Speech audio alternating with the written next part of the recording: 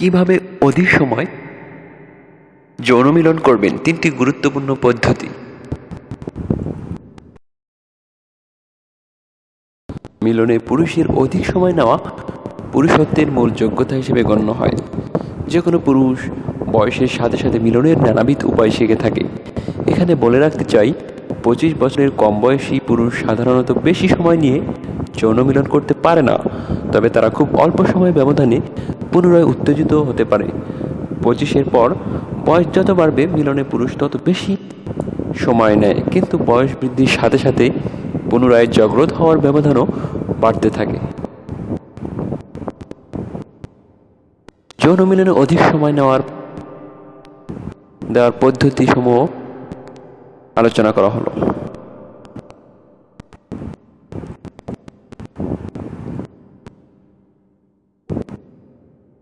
পদ্ধতি 1, চেপে অথবা টিপে ধরা অর্থাৎ স্কুইজ। এই পদ্ধতিটি আবিষ্কার করেছে স্টর এবং জনসন নামের দুই ব্যক্তি। চেপে ধরা পদ্ধতি আসলে নাম থেকেই অনুমান করা যায় কিভাবে করতে হয়। যখন কোনো পুরুষ মনে করেন তার বীর্য প্রায় স্থলনের পথে, অর্থাৎ সে অথবা তার সঙ্গী লিঙ্গের ঠিক গোড়ার দিকে অন্ডকোষের কাছাকাছি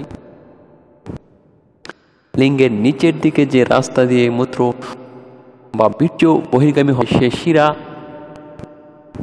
বা মূত্রনালী কয়েক সেকেন্ডের জন্য চেপে ধরবেন। লিঙ্গের পাশ থেকে 2 আঙ্গুল দিয়ে ক্লিপের মতো আটকে ধরতে হবে। চাপ ছেড়ে দেওয়ার পর 30 থেকে 45 সেকেন্ডের মতো সময় বিরতি নিন। এই সময় লিঙ্গ সঞ্চালন বা কোনো প্রকার যৌন কার্যক্রম করা থেকে বিরত থাকুন। পদ্ধতি 2, সংকোচন টেন্সিং। এই পদ্ধতি সম্পর্কে বলার আগে আমি আপনাদের কিছু বেসিক ধারণা দেই। আমরা প্রস্রাব করার সময় প্রস্রাব পুরোপুরি নিঃসরণের জন্য অন্ডকোষের নিচ থেকে বায়ুপথ পর্যন্ত অঞ্চলে যে এক প্রকার খিঁচুনি দিয়ে পুনরায় তলপেট দিয়ে চাপ দেই, এখানে বর্ণিত সংকোচন বা টেন্সিং পদ্ধতিটি অনেকটা সেরকম, তবে পার্থক্য হলো এখানে আমরা খিঁচুনি প্রয়োগ, চাপ নয়। এবার মূল বর্ণনা। মিলনকালে যখন অনুমান করবেন বীর্য প্রায় স্থলনের পথে, তখন আপনার সকল যৌন কার্যক্রম বন্ধ করে দিন। অন্ডকোষের তলা থেকে বায়ুপথ পর্যন্ত অঞ্চল কয়েক সেকেন্ডের জন্য প্রচণ্ড শক্তিতে খিঁচে ধরুন। এবার ছেড়ে দিন। পুনরায় কয়েক সেকেন্ডের জন্য খিঁচুনি দিন। এভাবে 2 অথবা 1 বার করার পর যখন দেখবেন বীর্য স্থলনের চাপ অনুভব চলে গেছে, তখন পুনরায় আপনার যৌন কার্যক্রম শুরু করুন। সংকোচন পদ্ধতি আপনার যৌন মিলনকে দীর্ঘায়িত করবে।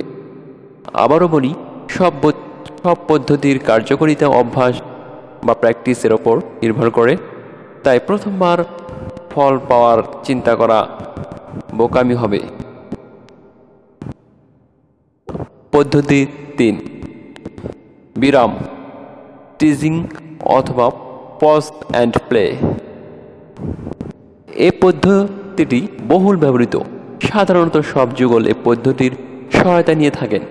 এই পদ্ধতিতে মিলনকালে বীর্য স্থলনের অবস্থানে পৌঁছালে লিঙ্গকে বাহির করে ফেলুন, অথবা ভিতরে থাকলেও কার্যকলাপে বিরাম দিন। এ সময় আপনি আপনাকে অন্যমনস্ক করে রাখতে পারেন, অর্থাৎ সুখ অনুভূতি থেকে মনকে ঘুরিয়ে নিন।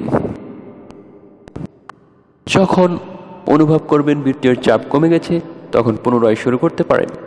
বিরাম পদ্ধতির সফলতা সম্পূর্ণ নির্ভর করে আপনার অভ্যাসের ওপর। প্রথম দিকে এই পদ্ধতির সফলতা না পাওয়া গেলেও যারা যৌন কার্যে নিয়মিত, তারা এই পদ্ধতির গুণগত মান অর্থাৎ গুণাগুণ জানেন।